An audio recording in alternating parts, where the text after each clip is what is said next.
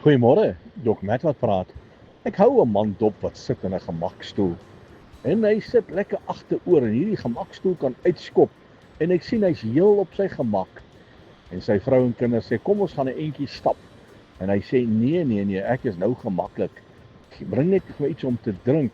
Hy is so gemaklik dat hy nie self eers iets wil gaan haal om te drink nie. Hy vra vir iets om te drink. En hy sit in sy gemaksone en die wêreld kan maar om hom vergaan want hy sit gemaklik. En hulle sê vir hom kom pappa, stap saam. Nee, ek is nou gemaklik. En my liewe vriend, dit gebeur so dat ons as kinders van die Here in 'n gemaksone beland. Ons is so gemaklik rondom ons dat ons die dinge van die Here nalat, dat ons nalat om die grootheid van die Here te doen. Gemaklik om net te aanvaar. Dinge moet maar net gebeur.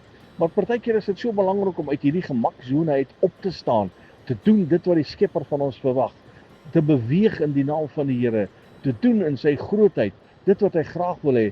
Wil jy bemoedig hierdie jaar, staan op uit jou gemaksone en begin doen dit wat die Here graag van jou wil hê. Doen dit wat die Here behaag.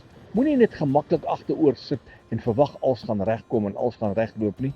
Kom uit die gemaksone en doen soos wat van jou verwag word in die naam van die Here. Jy moet nou hierdie dag geniet. Herlewingsgroete.